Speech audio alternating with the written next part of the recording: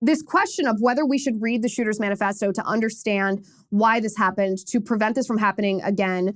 I want to address Inez's tweet directly. I actually think the intention behind her tweet, or the intention behind the Daily Wire policy, their policy, they don't print the name of mass shooters, and they don't publish the photos of the mass shooters.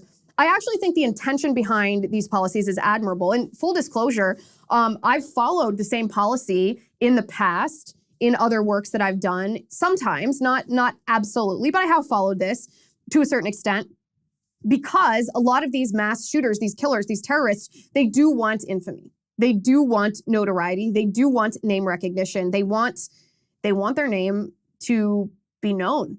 And I agree that we should deprive them of that personal satisfaction. It's actually a very weird psychological thing. It's not just true now of mass shooters. Even back in the olden days, if you will, old-time bank robbers were known to clippings from newspapers of stories about the heists that they pulled. And likewise, modern mass shooters, they want their name. They want their face splashed on all of our headlines and all of our networks.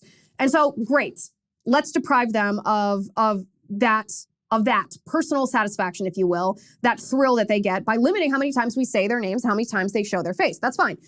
But not reporting at all, never saying the name, never showing the photo, never sharing the manifesto, never reading it, never analyzing it, that doesn't seem correct either. That doesn't seem right either. And my issue with not reporting their name at all is people want to know. As a news consumer myself, I want to know. I want to know who did this. What was this person's name? What did this person look like? And so if some news outlet simply refuses to print the name of the killer, refuses to print their photograph, I don't just shrug and say, oh, okay, well, I guess they know best. I'm not going to learn the facts of this story. No, I go to another news outlet to find that information. And so I think it should be a balance. It should be a balance, right? There's a difference between reporting the name and the photo once, reporting it as news because people want to know, versus making the name recognized by repeated salacious coverage, glorifying the violence simply by repetition.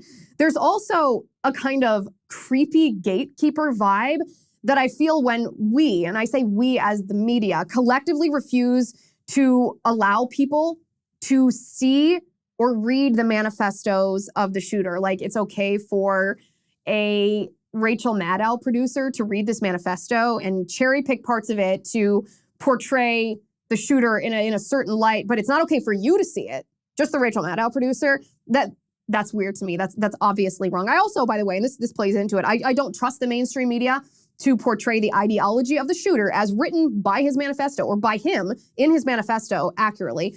And this is not hypothetical in this case. In this case specifically, the case of the Buffalo shooter, the mainstream media are lying by omission in order to portray him as right-wing in their effort, their ongoing effort to label us all as terrorists. And that's a blatant lie in his own words, if you read his manifesto. So the left says, oh, this terrorist, this mass shooter was influenced by Tucker Carlson.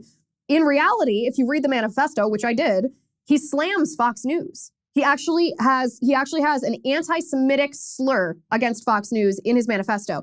The left also says that this shooter is emblematic of the right wing. In reality, the shooter himself, in his own words, says that he is both right-wing and left-wing. He says he's actually a socialist in some senses of the word, and in the past identified as a communist, that he currently identifies as an eco-fascist, in addition to being a white supremacist and an anti-Semite.